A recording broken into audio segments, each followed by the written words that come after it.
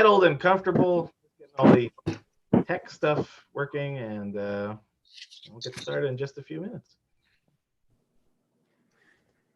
How was your hand? I did everything I was supposed to do, and it healed just fine. So that was the key. I needed to make sure my mouse worked in time for Shabbat. That was a key piece. I think we're doing fine. There are streaming stuff is out there, but talk amongst each other. Don't be strangers. Neil, say something. Entertain our guests. You didn't take any poison, did you? No, not. Last night was pretty good. We had some pretty solid jokes, I gotta say. Yeah, it was good. Yeah. It was very good. Very enjoyable. Well, I'm glad that you enjoyed it. It was certainly a treat for me. I got a real kick out of it. At least you didn't tell the story of the mice. That's also a good one. For anyone who's on the call at the moment who doesn't know, last night we had a evening of Jewish jokes. So we ran through quite a few of the classics, I would say. And we've got a pretty funny group of people. Truly, I was very impressed. Shabbat shalom, everybody. I was very impressed. Shabbat shalom. All right, John. Well, Shabbat shalom. I wasn't able to see it. Are the I jokes? just put this on for both of us if you want, Bonnie and Ira. Yes, the jokes was recorded. Actually, it should be online at the moment, or pretty close to being online. So I hope we get a chance to see it. So Shabbat shalom, everybody. Shabbat Increasing shalom. numbers of people as they come in. Shabbat shalom, Lauren. So as we begin this evening, it's always a nice thing to switch it over to gallery view if you have it.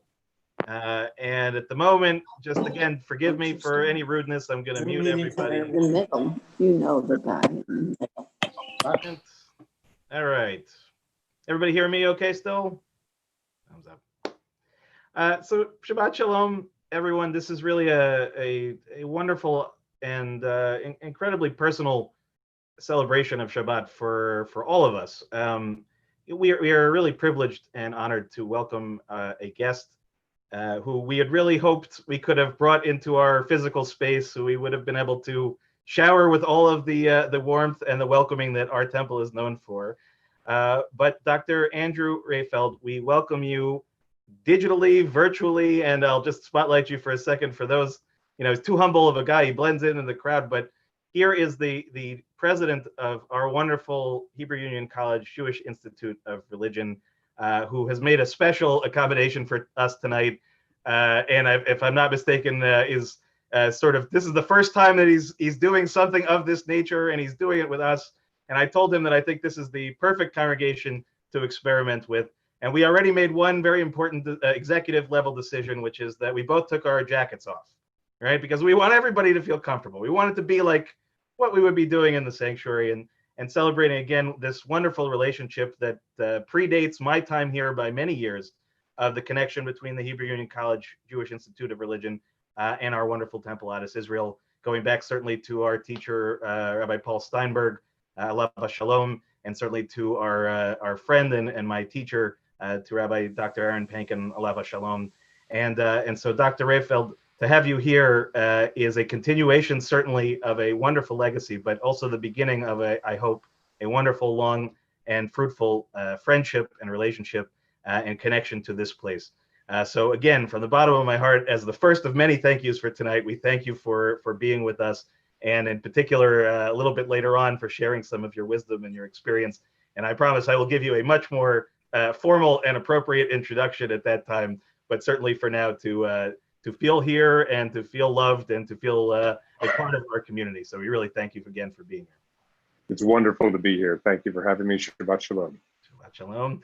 And of course, I just want to thank a few other people at the outset who are HUC members of the board of governors and overseers, and for many, many years have been both lovers and supporters of our temple and of HUC-JIR, some of whom are on the call tonight for sure. But John and Suzanne Golden, if you're there, you can wave. John, I can see you in the center of my screen. To Mark and Wendy Bitterman, to Marty and Michelle Cohn, to Rabbi Bart and Jane Shallett, to our wonderful Morris Kramer, who I'm still working on trying to get him on one of these Zooms one of these days. I think I will achieve it at some point. To all of you, really, thank you. And I notice also that on our call tonight are several people who you may not recognize their names, but I certainly do on the HUC side of things, on the administrative side of things, who've been incredibly helpful over the years and certainly recently of pulling this all together. So we really thank all of our HUC staff and leadership and faculty and whoever may be on our call tonight for being a part of this experience. We're thankful for everything that you do day in and day out, especially under these challenging times. And of course, last but not least, to give credit to my wonderful clergy partner, our student cantor Lauren, who's over there in the corner, who's waiting and who's been doing an amazing job over the last few weeks. What we are here to do tonight is really to celebrate Shabbat, to learn, to connect, and we're going to do it in the way that we have become accustomed over the last few months, which is by this thing we call Zoom. But I invite you all basically to forget the apparatus, forget the technology. Just be here, be present, be part of this experience of celebrating Shabbat, and I think together we will have a really truly beautiful experience tonight. And we're going to begin first by lighting and blessing our Shabbat candles. So if you have candles at home and you'd like to follow along, we're on page 120 in our prayer books, either the online version or if you happen to have one handy, and you're certainly welcome to join with me, and hope that I don't light myself on fire.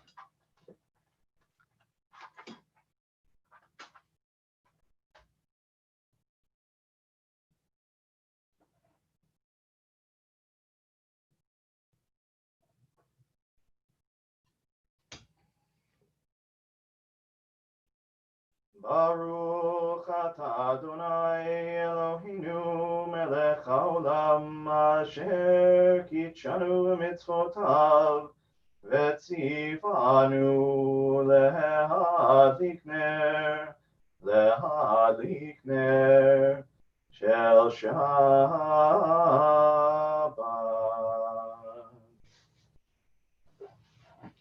Amen.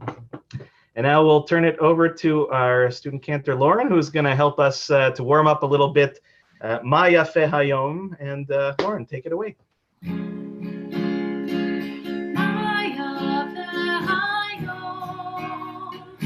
Shabbat Shalom. Ma Yafeh Hayom. Shabbat Shalom. Shabbat, Shabbat, Shalom. Shabbat, Shabbat, Shalom. Shabbat, Shabbat, Shalom. Shabbat, Shalom.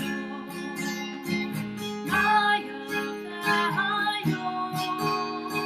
Shabbat, Shalom.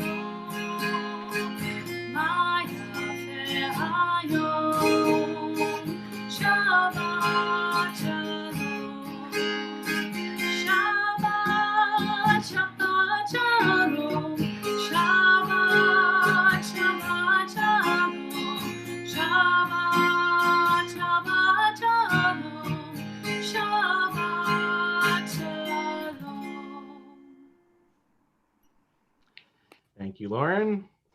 And so we'll turn now to begin Kabbalat Shabbat together on page 130. And if you'd like, please join me with me at home. And don't worry, again, we all sound good if we're muted. So sing as loud as you want. Don't worry.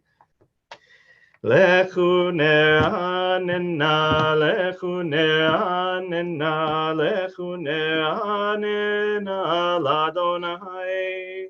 Lechu ne'anena, lechu ne'anena, lechu ne'anena l'Adonai.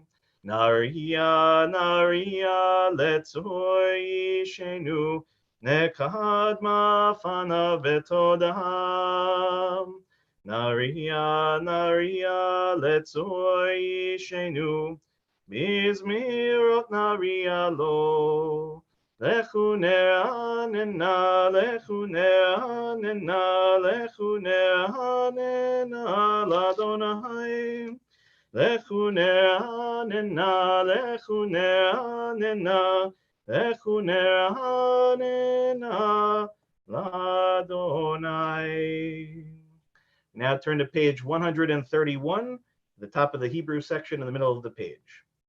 Shiru l'Adonai, shiru shir chadash, shiru l'Adonai kol haaretz, shiru l'Adonai baruchu shemo, basru meyom leyom yeshuato, shiru l'Adonai baruchu shemo, basru meyom leyom yeshuato.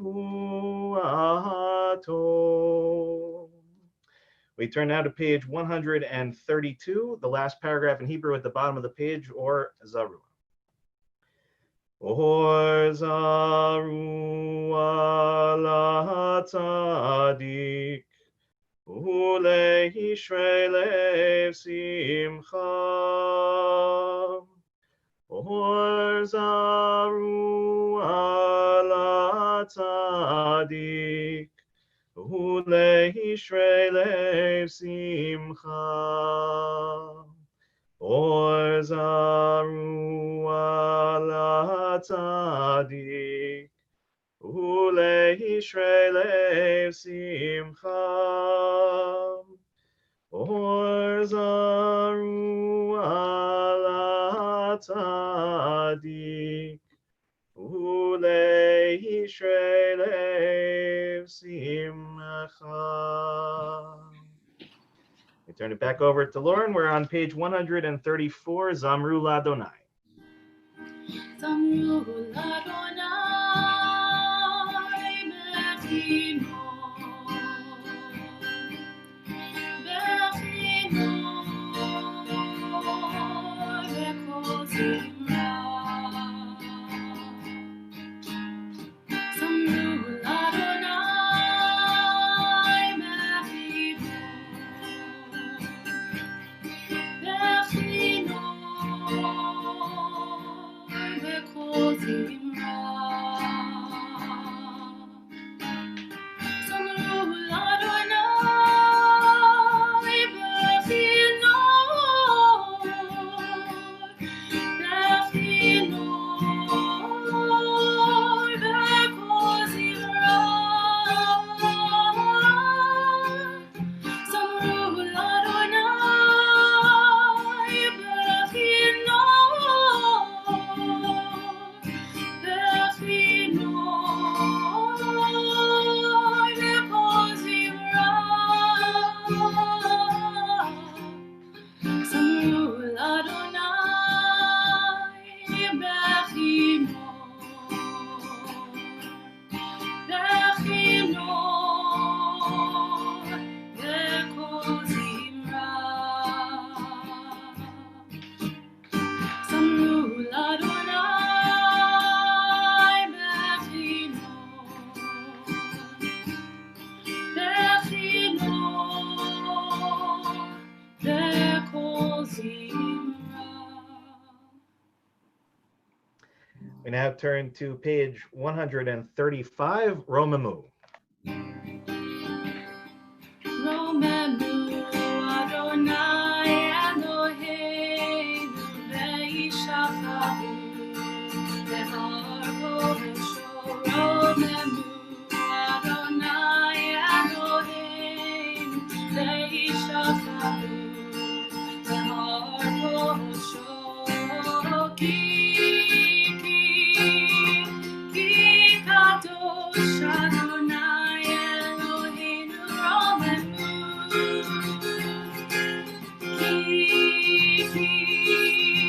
Ki kadosh Adonai Eloheinu Romemu.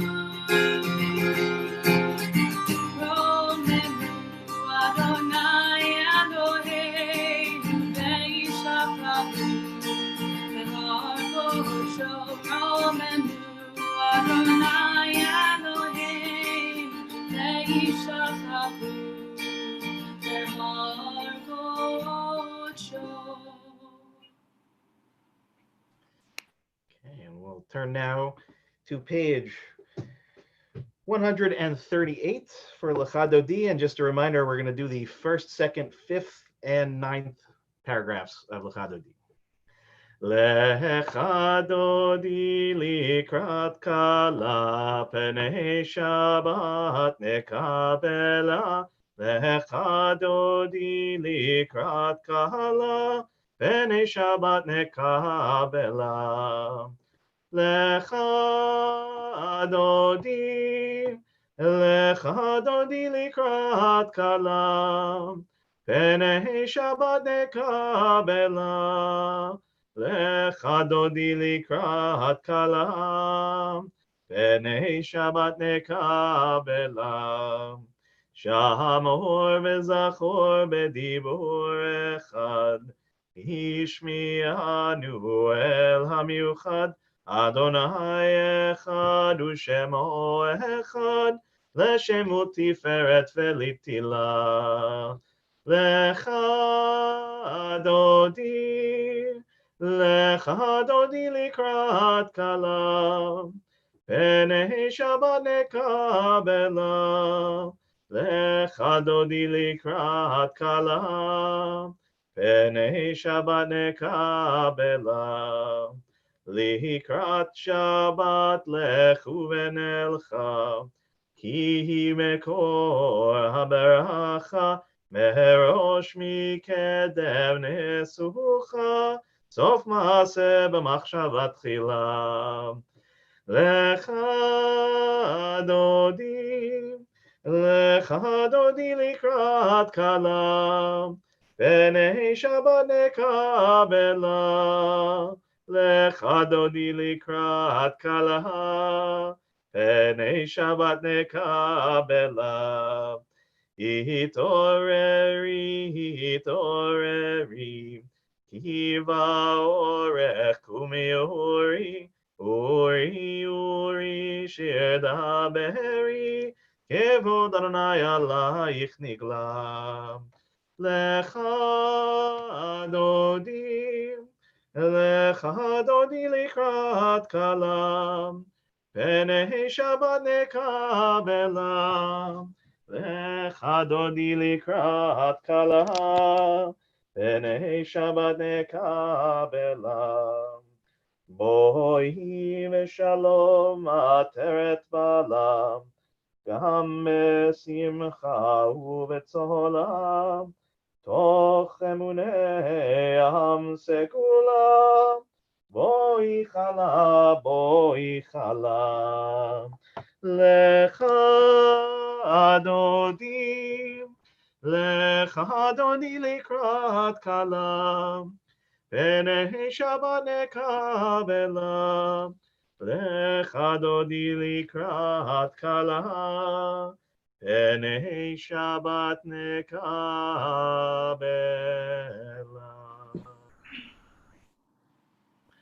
And now we'll turn it back over to Lauren. Anybody who still may be standing, please be seated.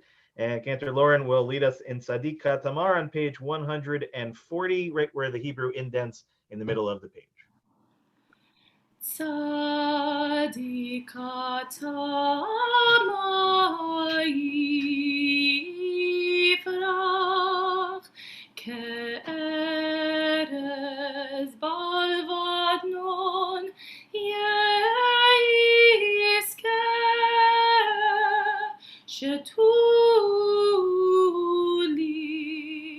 beveit Adonai, Bechazrot Eloheinu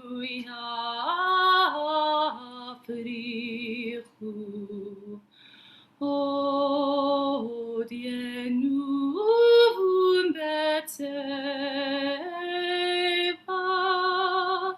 Deshenim verananim yehiyu, Lehagir ki hashar Adonai tsuri velo avlatabo. We now turn to the Chatzi Kaddish on page 145. יתגדל ויתקדש שמי רבה, וילמד יברכותי וימליך מלכותי, בחייכון וביומכון ובחיי כל בית ישראל. בגלה ובזמן קריב ויאמרו אמן. יהי שמי רבה מבורך לעולם עולמי יתברך.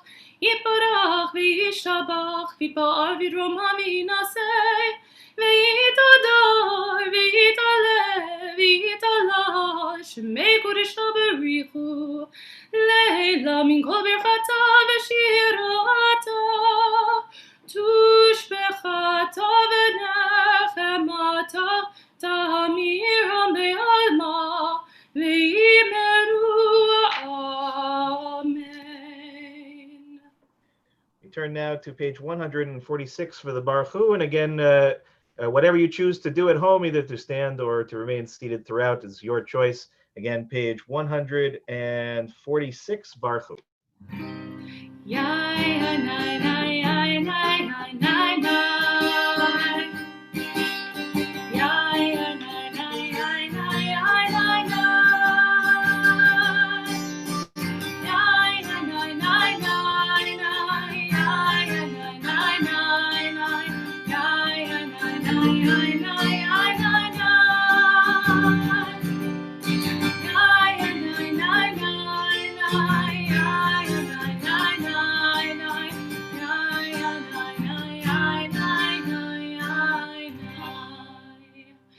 Baruch Hu et Adonai HaMevorach.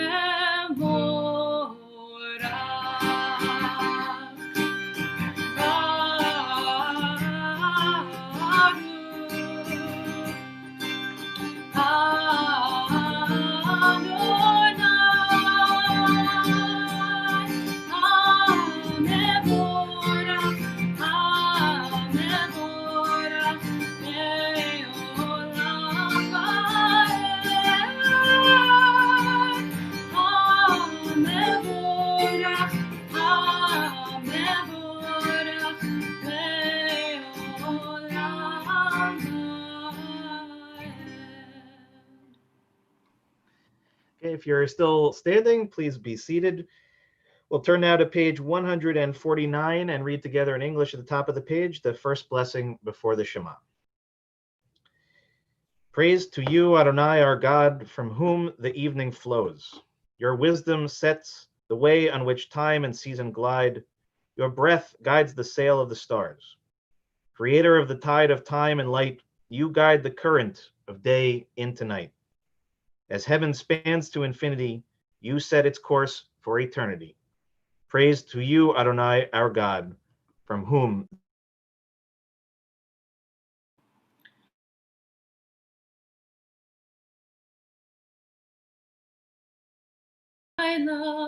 Adonai Tzebaot Shemo El Chai V'Kayam Tamid Yimoch Aleinu Le'olam Va'ed.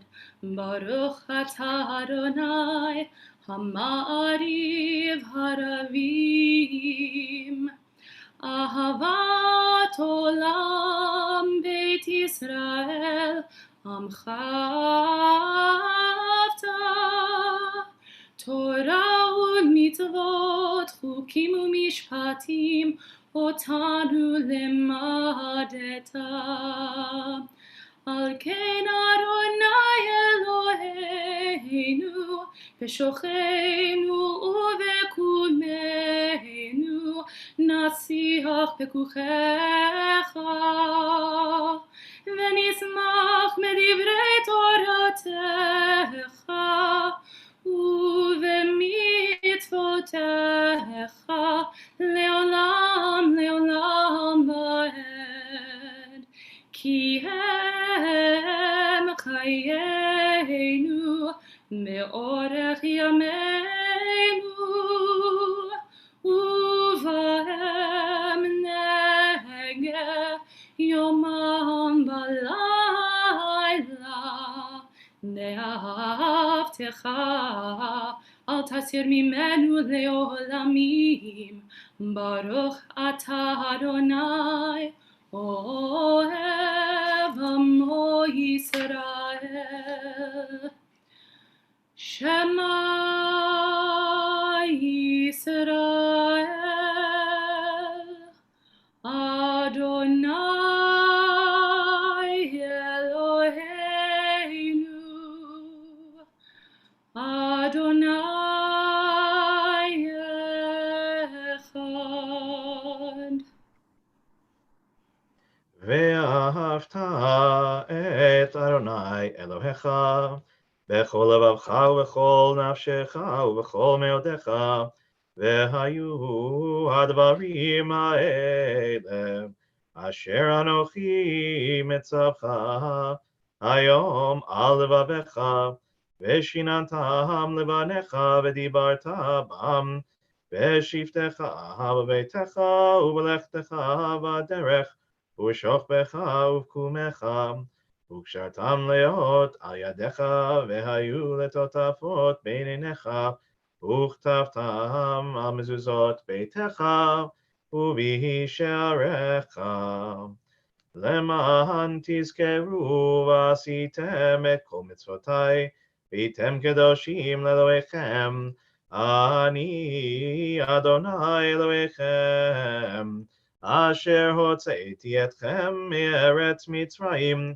להיות לכם לאלוהים, אני אדוני אלוהיכם, אדוני אלוהיכם אמת.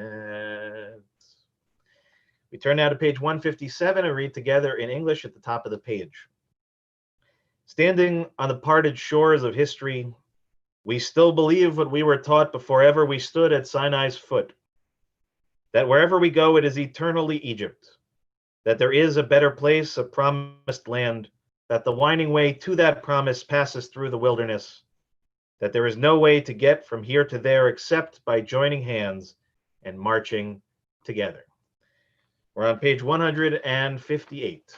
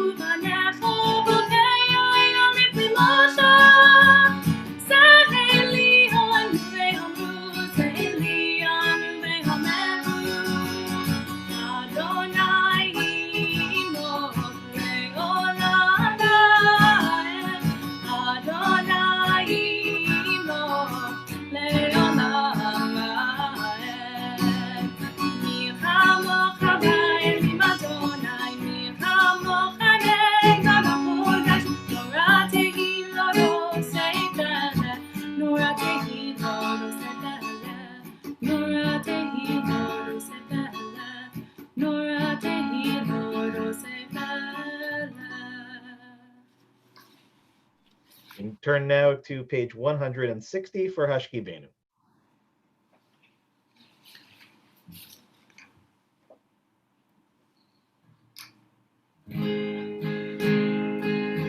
Let there be love and understanding among us. Let peace and friendship be our shelter from life's storm. Let there be love and understanding among us. Let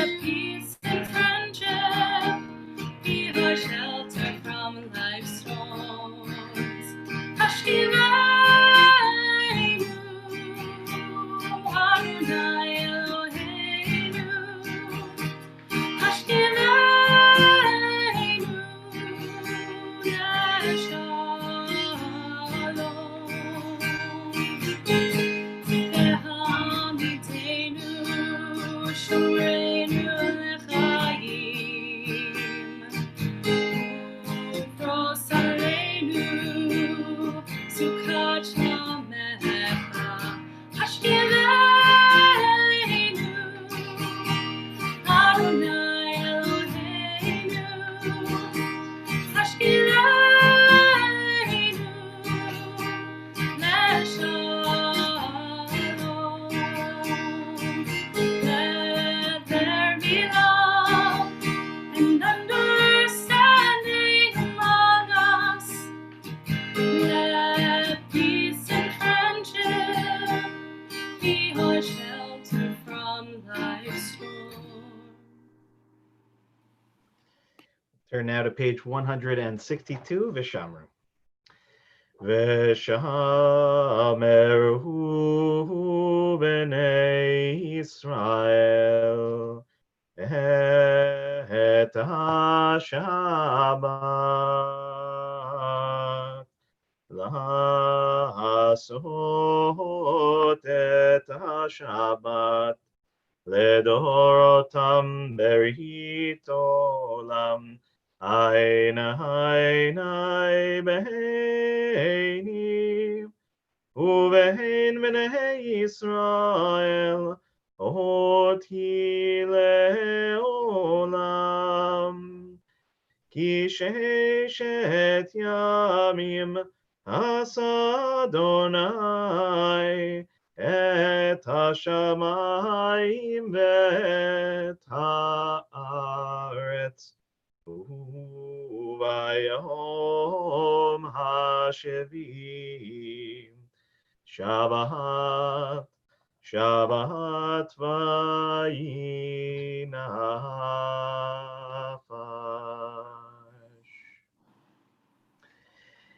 In a moment, we'll begin the Amidah, which we in our community do silently, but we always begin together with words of meditation on page 164. So Cantor Lauren will begin that process with us, open us up for prayer and tefillah, and then we'll continue silently for a few moments. And as always, please go at your own pace. And if you choose to do so standing, seated, however you are most comfortable. So Cantor Lauren, if you wouldn't mind. Adonai sefatai tiftach ufi hagit hilatecha. Adonai, open up my lips that my mouth may declare your praise. Ay, ay, ay, ay, ay, ay, ay, ay, ay, ay.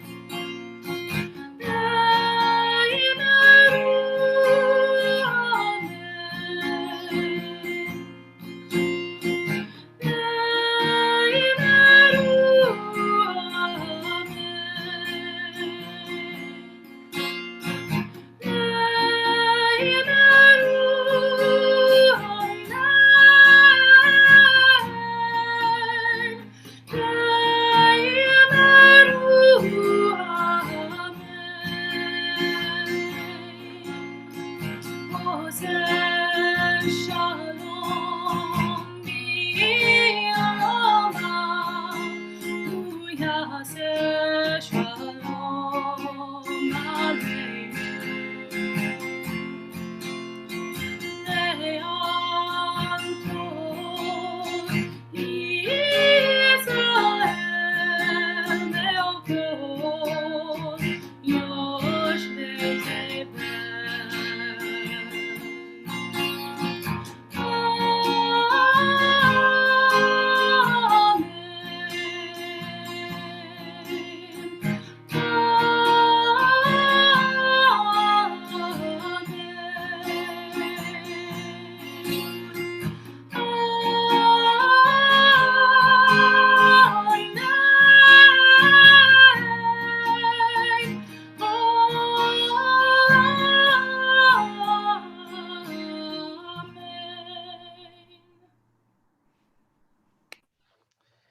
So we take a few moments now to think of those certainly in our lives and in our community who are in need of healing. But of course, at a time like this, we consider the entire world. But I also invite those on our call tonight, if you're not part of our community, if you're thinking of anyone specifically, that you could mention names of loved ones or friends in our chat, as I first begin by reading the list of names that are, again, part of our community or connected to our community who are in need of healing.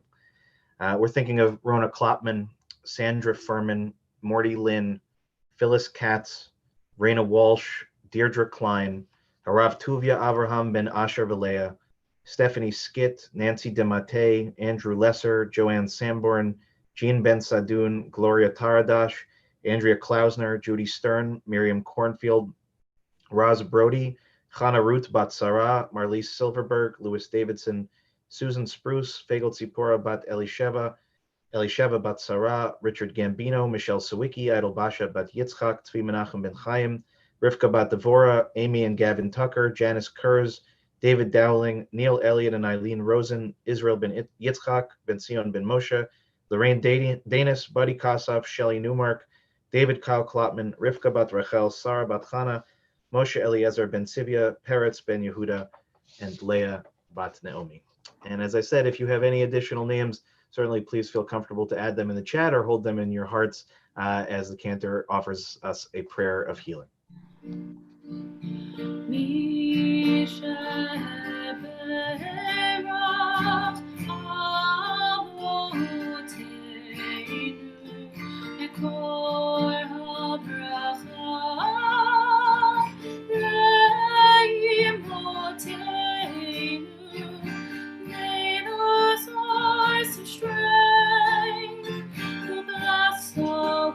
Before us, help us find the courage to make our lives a blessing, and let us say Amen.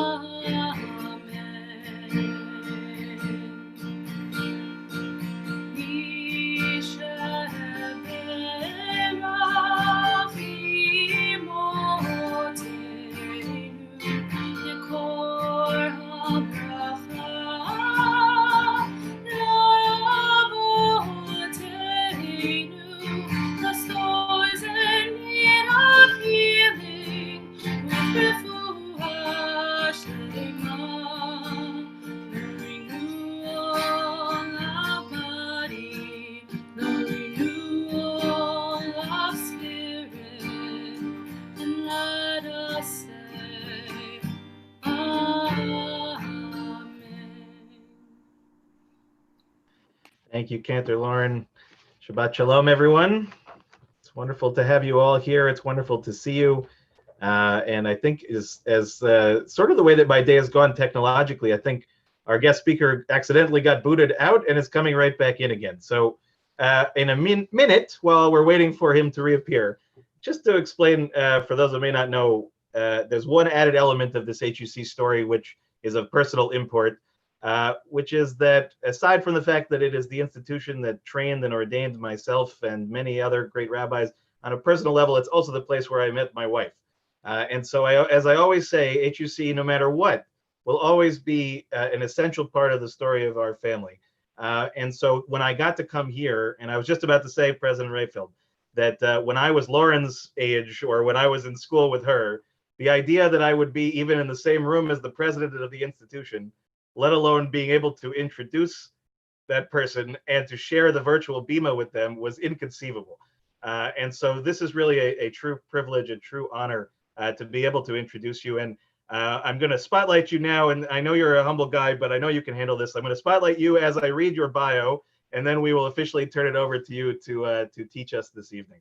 So Dr. Andrew Rayfeld is the 10th president of the Hebrew Union College Jewish Institute of Religion.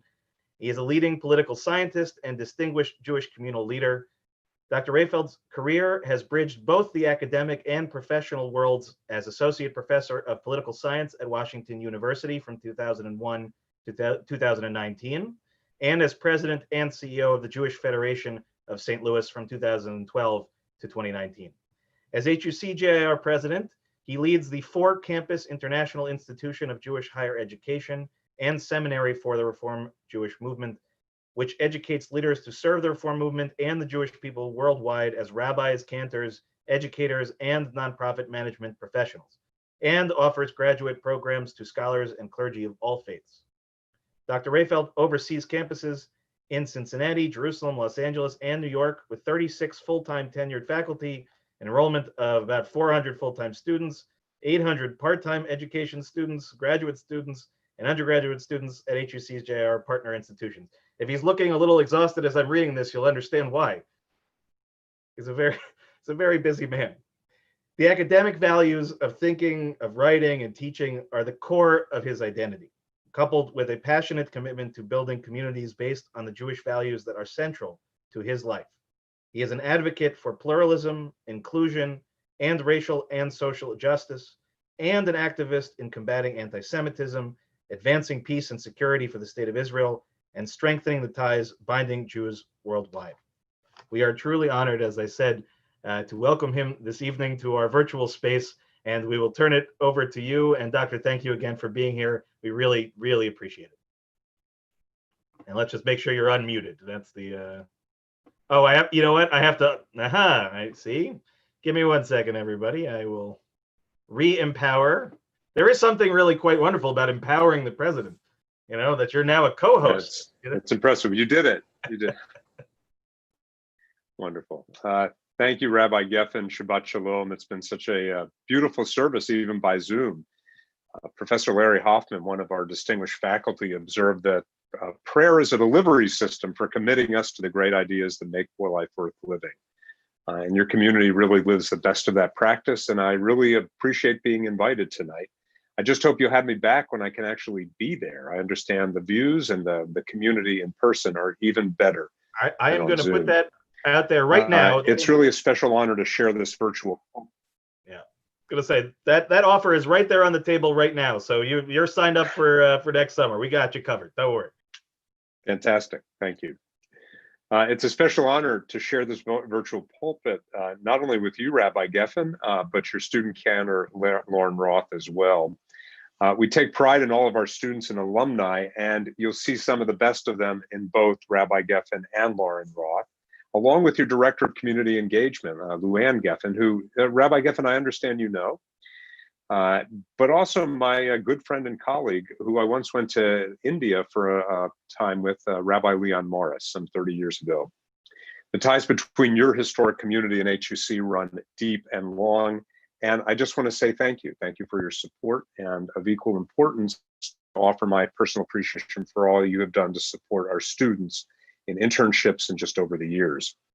I want to especially say thank you to John Golden for all he's done virtual and for the wonderful legacy he's left to HUC, to the training, particularly of our Israeli rabbis. Also, a shout out to many of our other members of the HUC board. Rabbi Geffen, you mentioned some of them. I want to say Sue Newman-Hochberg, our board chair, is with us. Marty Cohen, I believe, and maybe his wife, Michelle. And I saw Mark Bitterman and his wife, Wendy, too.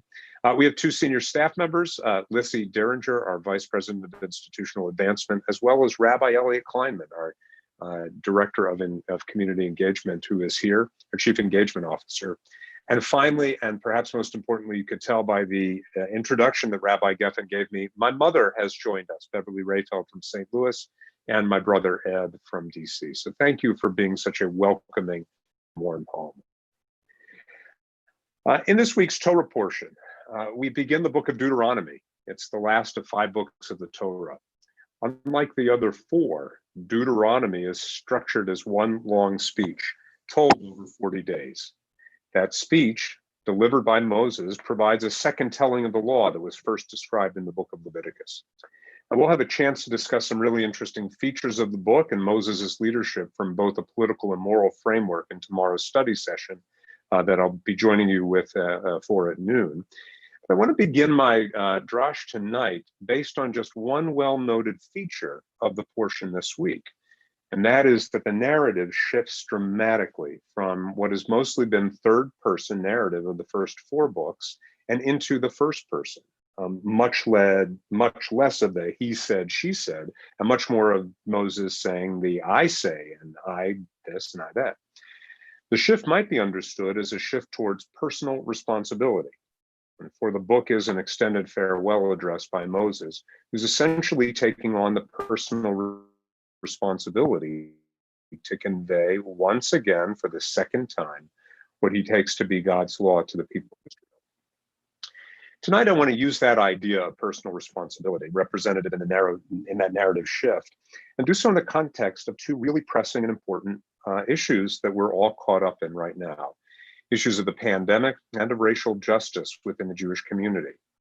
And I want to begin by asking 2 important questions about moral culpability, that is, the extent to which we owe responsibility for moral harms. To what extent do we as individuals bear responsibility for a health crisis that's out of control, and to the persistently bad outcomes for people of color in any number of realms, from housing to healthcare, education and economics, and of course the criminal justice system? And this first question bears on the second. To what extent should we require public admission of past individual failings as a condition for engagement in solving current problems? In particular, to what extent does improving the outcomes for people of color today require all of us to first reckon with our past and accept that we were racists as a necessary step to ending racism, as some like Robin DiAngelo in her book White Fragility are suggesting, focusing right here on Moses' accepting the responsibility and asks, how far does that go for us today in society? What I'll suggest is that by comparing racial justice and the pandemic, we can actually see why it's not morally justified to require an admission of past guilt or even current complicity as a condition to solve a current problem of injustice. And when leaders demand this kind of self-reckoning and admission of guilt as a necessary first step in addressing our challenges, and particularly in our communities, challenges of Jews of color in our communities, they're not only acting in ways that I believe are contrary to moral justice, they're also violating core ideals of Reform Judaism itself. I believe instead that we should leave to each individual the determination about whether they are good or bad, right or wrong, whether the label racist applies to them or not. And as public leaders, we should insist instead on the focusing on building the broadest possible coalitions we can to solve our collective problems, like the real problems of welcoming Jews of color into our community, and more broadly, the issue of racial disparity in our society today. Now, before I answer these questions, I should explain why this is a somewhat urgent matter for us as Reformed Jews. It's because over the last few years, it's become absolutely clear that many Jews of color have had experiences of exclusion from our congregations and institutions that have been painful and caused them harm. And I'll speak more about that, but we need to recognize that our community is not all white, and we don't have a great history of making Jews of color feel welcomed.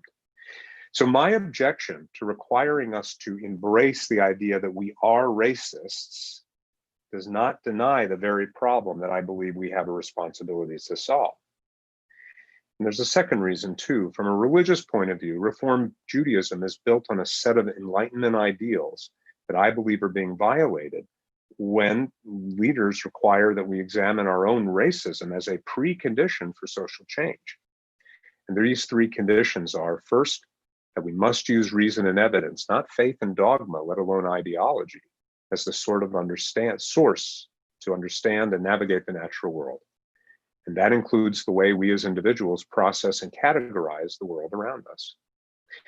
Second, Reform Judaism requires that our moral and religious obligations should be determined through our exercise of reason, along with reflection of our teaching, a process that each of us must take on individually, rather than blindly following the dictates of religious or other authorities. So judgments that we are or are not racist, for example, must be left to each of us to determine and come to grips with, not an admission we should be required to make as a condition of joining a public effort. And finally, Reform Judaism, in my view, understands that our religious commitments to study, to ritual practice, to join a community like we're doing right now, that we do these things because they inspire in us a sense of higher purpose, causing us to act towards a universal set of values, including justice. In other words, part of how we should be evaluating whether a practice is good to take on has to do with, well, it motivates us and others to achieve justice. And in this case, forcing us to declare ourselves racist, again, as a precondition for solving the problems, is counterproductive to building the kind of broad coalition we need to achieve justice. And for that reason, we should be avoided. It should be avoided, not embraced. Now, it's just about at this moment that you may be wondering, why on earth would I choose such a possibly controversial topic? One about which many people, particularly in our movement and maybe here on the call, deeply disagree with, to deliver at a Friday night service where I'm a guest for the first time in a congregation? That's a good question. I can tell you one thing, and that is my senior staff person overseeing communication is on vacation this week, so that might give you a clue of why I'm doing this. But more seriously, the answer has not only to do with the importance of the problem that needs to be addressed, but also to demonstrate a few things about the importance of using our safe and compassionate spaces like this moment in services, like this holy community, and like the classrooms at HUC, to struggle with the most important ideas, even and especially when we deeply disagree. And I'll explain more of that at the end of my talk. So with that brief introduction, let me turn now to the questions of moral culpability, and particularly in terms of race in the Jewish community. Over the last few years, an awareness has grown about the challenges that Jews of color experience in our congregations and institutions, thanks to the courage of a number who have publicly described their experiences. They are unseen, unheard, not counted as members of our community, despite being Jews and in our communities their entire life. When they attend services, people ask them, "Oh, are you just visiting? Who are you here with? Is this your first time here?" Or even worse, "Can you point me to the restrooms, please?" When they attend Jewish conferences, they may be treated as part of the support staff of the hotel. And when questions for demographic surveys of our communities are developed, they may sometimes not even be counted, or not counted consistently or appropriately, as if they are not even there. These feelings of exclusions within our own communities make them feel unwanted, unwelcomed, and decidedly second class. And given the centrality of religious community to a person's identity, this treatment can be pretty devastating. I mean, imagine how you would feel if you had to prove your bona fides as a Jew each and every time you walked into a congregation simply because you were white. So we have to begin this discussion by recognizing and acknowledging their very real pain. And I also believe we must recognize how our behaviors are perpetuating this exclusion and take concrete actions to change them. So please, make no mistake about what I'm saying. We have a problem of welcoming Jews of color into our communities, and each of us is responsible to being part of the solution. Now, some choose to describe this as a clear example of racism in our community. By this view, our actions are all part of the same continuum leading to the horrible murder of George Floyd in Minnesota. What distinguishes one from another might simply be a matter of degree, if there's any difference at all. For we are, by this view, that I don't accept, but that by this view, are all embedded in a racist structure, even when we unknowingly participate in it. Now, let me also be clear. I'm quite certain we do have racists in our congregations, and that some portion of the behaviors I just described are undertaken from vicious people who would prefer to see only white Jews in our pews. But I don't actually think that describes the vast majority of those who are part of our congregations, even if and when they have engaged in the very harmful, very painful, exclusionary practices that I just described. So how can it be that we are indeed guilty of causing harm to Jews of color by our behavior, and yet may not be racist or may not bear moral responsibility for those actions in the past. Let's put aside the answer to that question for just a moment. We'll come back to the issue of race in our community in a second. And I want to see if we can glean anything from the great challenges we're facing right now in terms of the pandemic, because I think by some reflection, we'll be able to reflect back on how we can think of moral culpability in our community today. Now, you may remember back in March, does anyone remember back in March, that far back, years ago it seems, we were all told that face masks were not effective to stop the spread of the virus. And so many of us did not wear them when we went out into the streets or even shopping in the supermarkets. And we now know that our actions may well have caused grave harm to others when we were out there without masks, in some cases even leading to their deaths. And we can even imagine, just for the sake of argument now, that our decision not to wear face masks was because we were operating within a murderous structure that was trying to deny the severity of the disease and hoping it would magically disappear. And that's just a hypothetical, you understand. So here's another case where we are clearly causing harm, in part because of the structure in which we are embedded, and we can ask, are we morally to blame for killing others last March when we failed to wear face masks? And the second question, if we wanted to mobilize an entire community to start wearing face masks today, would it be useful or not to require them first to admit that they had been murderers? I hope you'd agree with me. I don't think that's a very good path to take. Requiring ourselves to accept the burden of murderers would be a mistake of the kind of reasoning that is central to what it means to be a Reformed Jew and commit to ideals of the Enlightenment. We shouldn't blame ourselves first because moral judgments track not only the consequences of our act, but the intentionality that goes behind them. Since most of us had no reason to know we were killing others by not wearing those masks, if we did, it would be an error of moral reasoning to blame ourselves. And because we now know differently, we are now morally blameworthy if we fail to wear masks in those certain circumstances where it actually would help stopping the spread. So that's the moral judgment part, and why I think we are not murderers, even if some of us did cause the deaths of others by not wearing masks. So let's turn to the next step. We want to encourage broad public compliance to end maskless behavior. Even if you believe that we were all murderers in March, let's take that stand. Would it be more or less effective to require us to all declare that we were murderers during March and April as a precondition of starting to wear masks today, of changing our behavior? The Yiddish have a term for this, that's called nutty. And it would be nutty, not only because I don't think such a judgment is morally justifiable, but because requiring such admission would be counterproductive to our goal of saving lives. Now, let's also be clear of the pain this will cause for a family who's lost a loved one during this dreaded pandemic. Giving a pass to those who failed to wear face masks in public and spread the disease may seem callous to minimizing the pain of those harmed. I don't doubt that, and I don't want to minimize their pain. They may be filled with justifiable anger and rage, and I believe that to understand the depth of the harm that we cause when we fail to wear masks, we need to hear from them and do so with sensitivity, compassion, and care.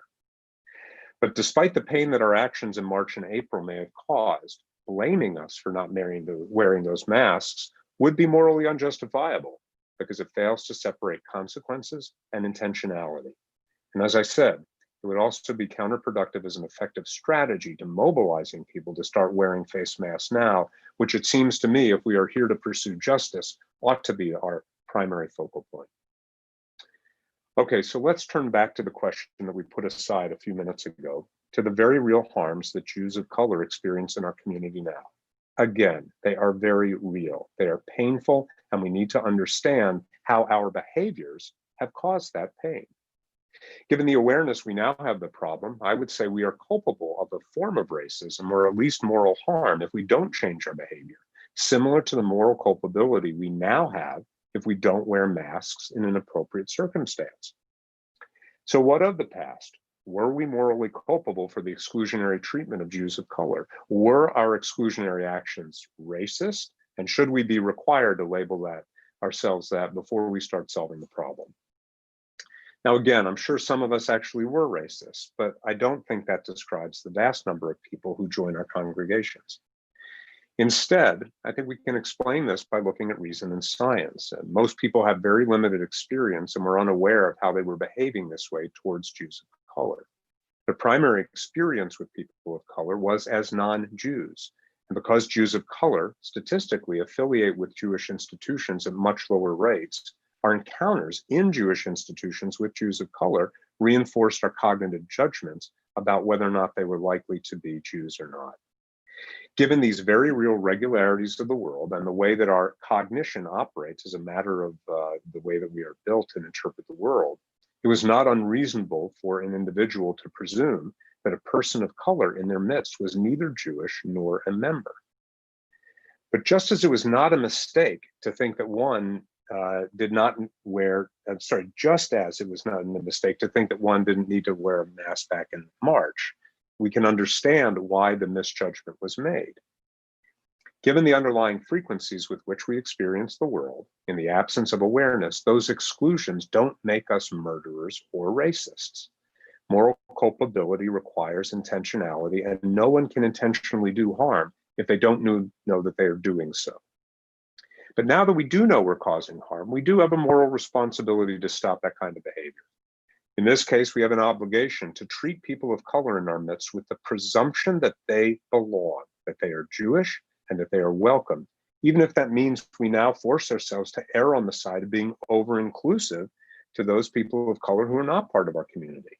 But so be it. There's no harm in over-including people, and grave harm when we continue to exclude. So a far more effective strategy than requiring us to accept the label of being racist for the past when we didn't know would be to learn from Abraham Lincoln and Dr. Martin Luther King Jr. and not stigmatize people, even in those cases that we believe they were morally blameworthy, recognizing that we need them as allies, and their admission of past guilt does not even get in the way of making lasting political change in the future. As the African-American linguist John McWhorter has argued, quote, if you think about human history, there have been great and enriching changes, especially in our country, say a few things that happened about 50 years ago, without there needing to be this rather Orwellian indoctrination program of accepting that we were racist first to make the change. So the question is, McWhorter continues, why do we need this now? So I want to suggest and ask us to choose not to shame and name call, not because we care about sparing the feelings of white people, many of whom enjoy privileged and rich lives, but rather because name calling impedes our ability to actually achieve the goals of justice. To be sure, by avoiding purity tests, we will admittedly be allowing those who actually are racist into our coalition for change. But so long as they are actually changing their behavior, perhaps we should approach individuals with a bit more moral humility, since when is it our duty as Reformed Jews to police each other and save the souls of our fellow community members? At the end of the day, requiring us to identify as racist as a condition of solving the problem is inconsistent with Reform Judaism for three reasons. Number one, it's a mistake of reasoning to identify moral blameworthiness only with consequences and not tie it to intentionality. Number two, it pursues a strategy that adopts religious ideals in a manner that is counterproductive to achieving a good, right, and just world, and therefore a violation of the very reason that we as Reformed Jews do what we do religiously. And finally, and most importantly in a sense, it imposes upon each of us a moral judgment that we may not agree with, and thus violates Reform Judaism's commitment to respecting the moral reasoning and reflection of each of us as individuals. Goodness knows we don't require people to believe in God, to come to services, to give tzedakah, but now suddenly we will require them to accept our moral judgment as a condition to join a coalition of communities today to make justice in our world. Remember, nothing that I've said should lead you to minimize the problem or think it's not urgent, or think I'm minimizing the problem or thinking it's not urgent. Just like the need we all have right now to be wearing masks in public. Let me conclude by just saying that I know that conversations about race are not always easy. And I know that some of you, maybe even many or most of you, will strongly disagree with what I've just said. And perhaps others would wonder why I would use this sacred space of Shabbat services to raise what might be a contentious issue, try as I might to link it to Moses in the beginning of Deuteronomy. Well, the reason is a good example of what we are trying to do at HUC. You see, I believe we have erected and created sacred spaces like the sanctuary, like the classroom, like the boardroom of our Jewish institutions, spaces that must be driven by compassion and respect for each other in order to have hard conversations and struggle with ideas that will not make us feel comfortable, not to desist from that struggle. I believe that if we are going to create a next generation of Reformed clergy and Jewish leaders for our entire community, we need to build their resilience by encouraging them to confront hard and uncomfortable issues of the most urgent matters in a manner consistent with our Reformed values. And I believe that if we continue to avoid those questions, then we have not learned from our forebearer Jacob, whose struggle one lonely night in the wilderness with the holy messenger was not easy, but left him stronger, morally stronger for it. And so now we can understand the power of that entire shift of Deuteronomy, from the third person narrator into Moses' own voice. For in speaking directly to the people, Moses demonstrated that political leadership, leadership of a community, requires not only a personal willingness to take risks, but a personal interest in building the resilience within the people so that they can confront the most important questions and problem of our world with a sense of clarity, moral urgency, and compassion. And it's through these commitments at HUC and in our congregations that we will continue to build and strengthen our communities and move them ever forward, just a bit, towards justice. Thank you again for having me, and Shabbat Shalom. Shabbat Shalom. Dr. Reifeld, thank you so much for your presentation tonight. And I should tell you right at the outset that this is a congregation, at least with this particular rabbi, is quite used to having tough conversations and bringing things to the fore precisely for the reasons that you described. And I think actually, as we're talking about HUC JIR and its origins and realizing that the JIR portion, which we sometimes forget, right, one of the great principles and teachings of Rabbi Stephen Wise was the idea of the free pulpit, right? In the sense, not that we are free willy-nilly, but free in the sense that it is important to always have conversation, and that the bima and the sacred space of our sanctuary is precisely the place for that to be taking place, because we have built a environment of trust and mutual responsibility and respect.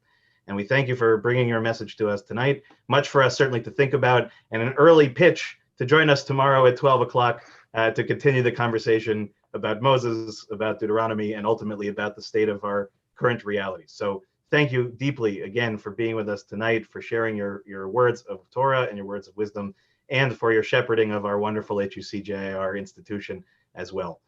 We won't let you go just yet, but we will continue with the ending of our service, and we'll have a chance to learn a whole lot more with you over Shabbat. So we thank you again for your words tonight and for being with us.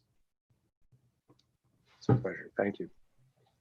So we're going to now turn back to our prayer books to page 586 at the bottom of the page, Aleinu L'Shabeach. Again, if you choose to rise, please feel comfortable to do so. Aleinu L'Shabeach L'Adon HaKol, Latet Gedula Liotzer Bereshit, Shelo Asanu Kegoye HaRatzot, Velo Samanu Kimishpachot Adama, Shelo Sam Chelkeinu Kahem Vegor Aleinu Kechol Hamonam, Vanahachnu Korim Umishtachavim Umodim Lifnei Melech Malachei Hamlachim Hakadosh Baruch Hu V'nehemar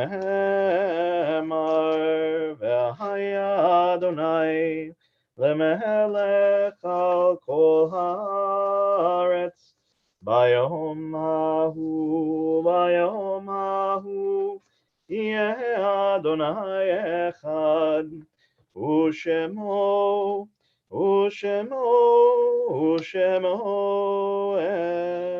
echad. And as our thoughts turn to those whom we have lost in recent months and over the years past, I will read in a moment our yahrzeit lists and our Yizkor list, but invite those who are joining us this evening, if there's anyone for whom you're saying Kaddish tonight and you feel comfortable and would like to share their names in the chat, to please do so. Within our community, we first remember those who passed in recent months: Nancy Fisher, Saul Fisher, Edwin Friedman, Sandra Friedman, Laura Kurtz, Maya Rosofsky, Vera Shaps, Lisa Schneidman, Norma Small, and Marjorie Weinberg Berman.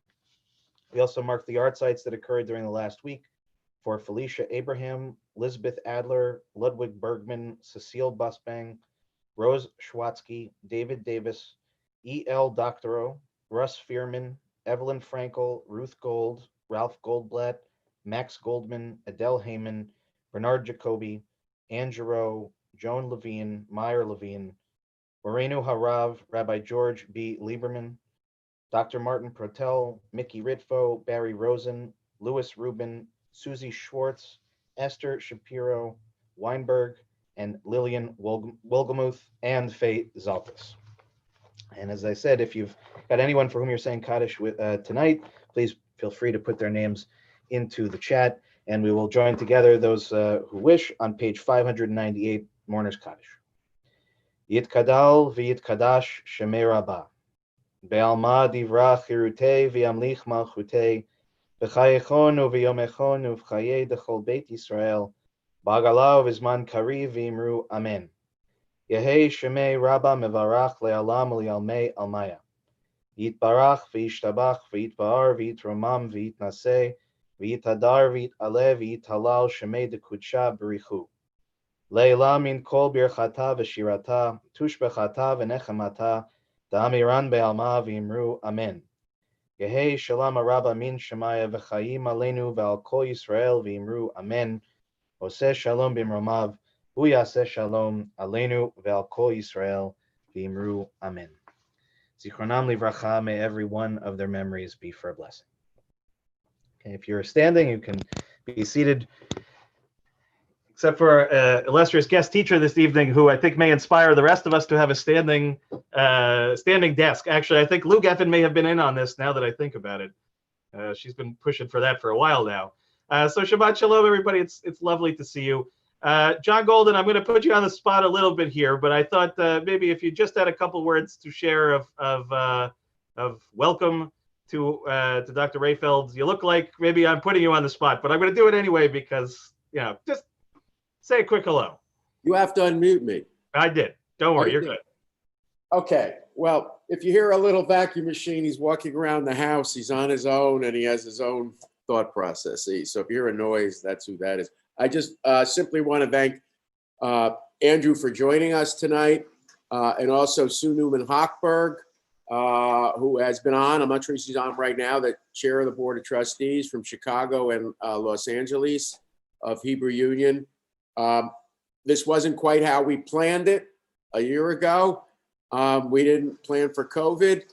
We didn't plan for Marty breaking his leg. We didn't plan for Suzanne breaking her leg. So stuff happens when you're having things. So everybody's persevered, and we're just thrilled that you're here. And we thank you again for Hebrew Union providing us our rabbi, our leader of engagement, his wife, Lou, who I just found out went to the same college as my wife. Different years, didn't quite overlap, but it's the way it goes. And just a whole series of wonderful student cantors. Most recently, Lauren.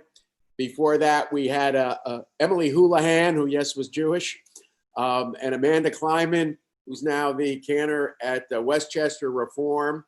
So it's just been a heck of a run for people. It's not a bad gig, so we implore you to continue to provide us with the tops of your cantorial class. And we look forward to your class tomorrow. The rabbi has already invited you.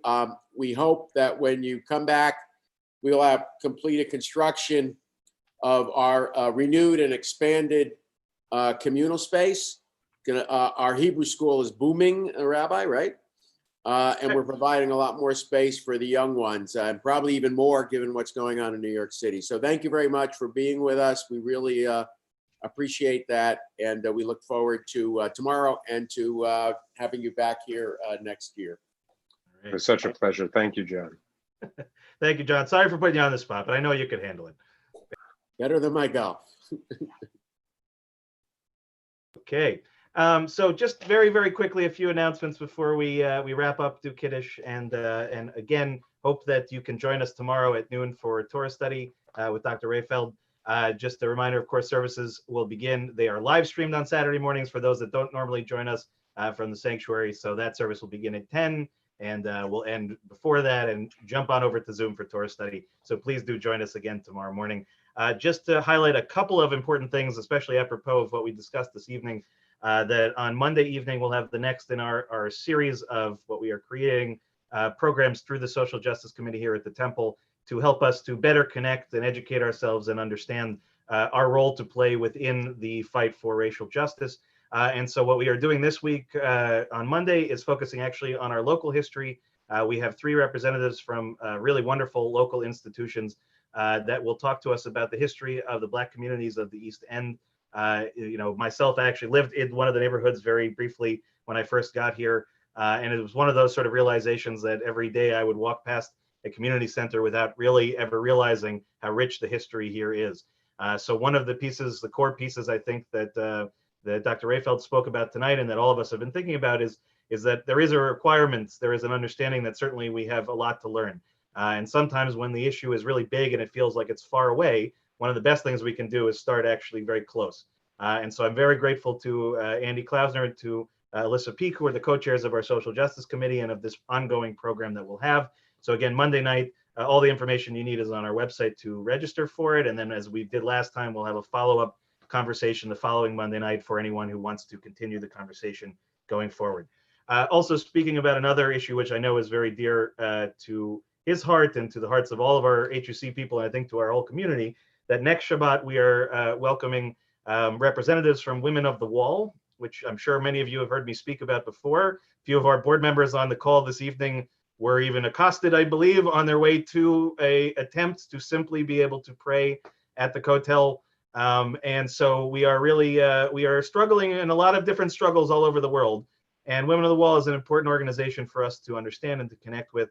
And as part of our ongoing monthly Women's Torah commentary, Torah study, that we will have actually Anat Hoffman, who will be teaching us from Israel via Zoom to lead our Torah study as well.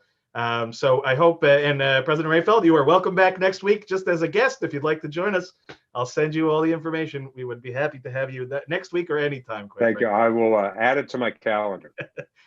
I don't imagine there is any place to add anything to your calendar, I suspect, but we appreciate it, and certainly the invitation is open at all times.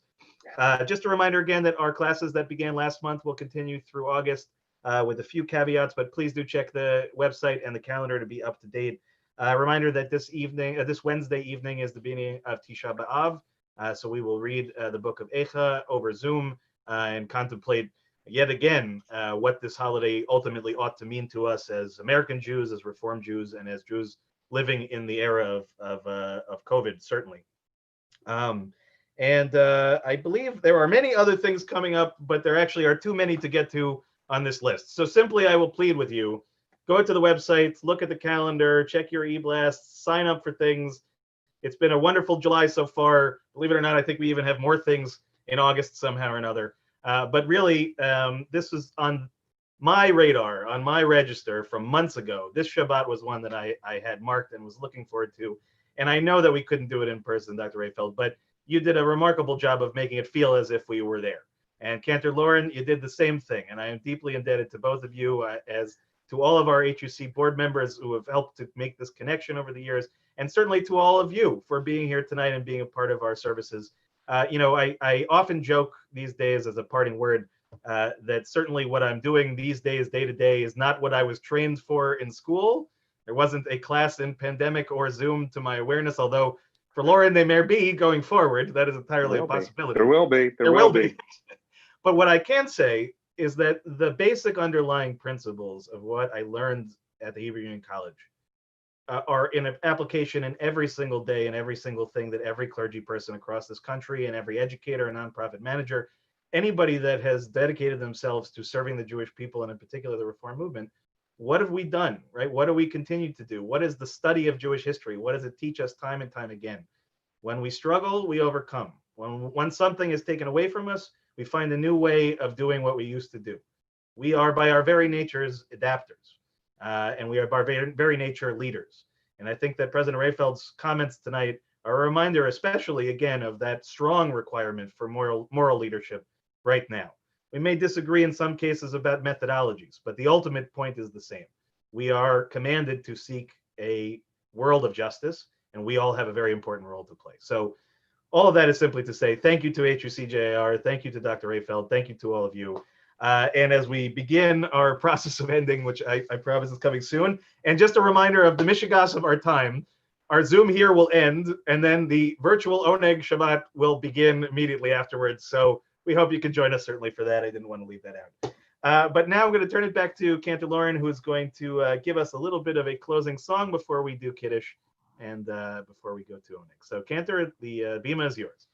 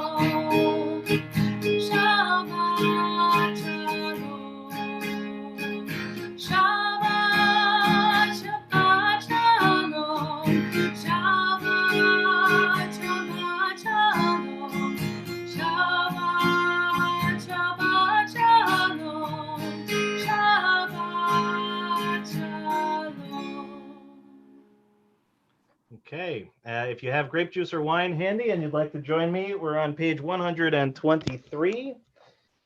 Page 123, sorry, let me get myself situated here. Baruch atah Adonai Eloheinu melech haolam moreh peri hagafen.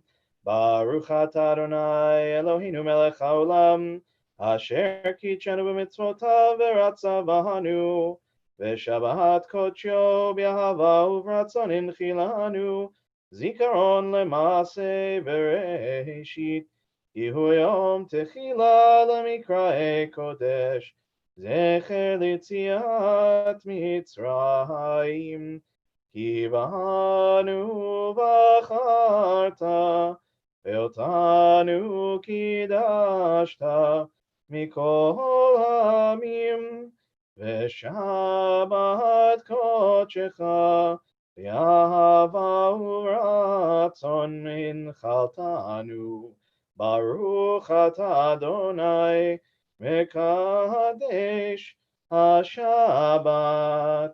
Amen. L'chaim, Shabbat Shalom, everybody. I'll take the spotlight off so you can see each other. Let me free everybody to unmute.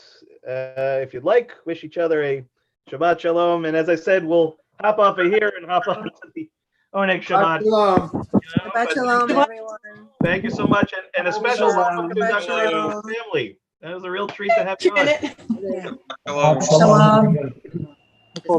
Lawrence, Barbara, wishing you the best. You were wonderful tonight. Tim and I enjoyed it.